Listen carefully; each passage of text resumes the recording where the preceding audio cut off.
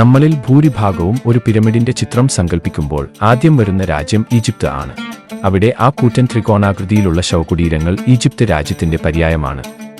നമ്മളിൽ പലരും കരുതുന്നതുപോലെ ഈജിപ്ത് ലോകത്തിന്റെ പിരമിഡ് തലസ്ഥാനമല്ല. ലോകത്തെ ഏറ്റവും കൂടുതൽ പിരമിഡുകളുള്ള രാജ്യം എന്ന ബഹുമതി ഈജിപ്തിന്റെ തെക്കൻ അയൽരാജ്യമായ സുഡാനിനാണ്.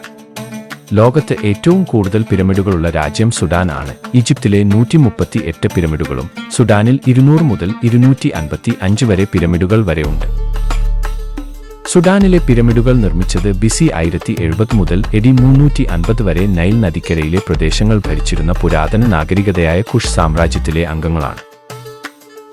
ഈജിപ്തുകാർ പിരമിഡുകൾ കീഴടക്കി. ഏകദേശം 500 വർഷങ്ങൾക്ക് ശേഷം കുഷിറ്റുകൾ പിരമിഡുകൾ നിർമ്മിക്കാൻ തുടങ്ങിയപ്പോൾ രണ്ട് സംസ്കാരങ്ങളും അവരുടെ മരിച്ചവരെ ഉൾപ്പെടുത്താൻ പിരമിഡുകൾ ഉപയോഗിച്ചു.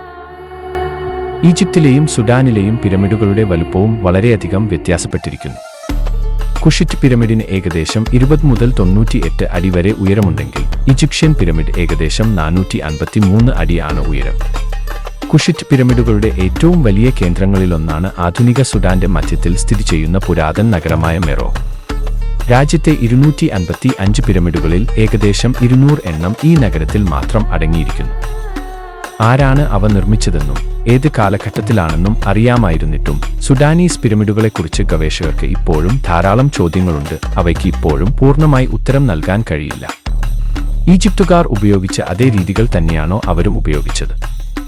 ഒരെണ്ണം സ്ഥാപിക്കാൻ എത്ര സമയമെടുത്തു? സമൂഹത്തിന് മൊത്തത്തിൽ എന്താണ് സംഭവിച്ചത്? ഇത് കണ്ടെത്താൻ പുരാവസ്തു ഗവേഷകരുടെ ടീമുകൾ നിലവിൽ മെറോയിൽ പ്രവർത്തിക്കുന്നു. അതുപോലെ തന്നെ ലോകത്തിലെ ഏറ്റവും വലിയ പിരമിഡും ഈജിപ്തിലല്ല. അതിനായി നമുക്ക് മെക്സിക്കോയിലെ ഗ്രേറ്റ് പിരമിഡ് ഓഫ് ചോലിലേക്ക് പോകണം. അത് യഥാർത്ഥത്തിൽ ഒരു പർവ്വതത്തിനുള്ളിൽ മറഞ്ഞിരിക്കുന്നു.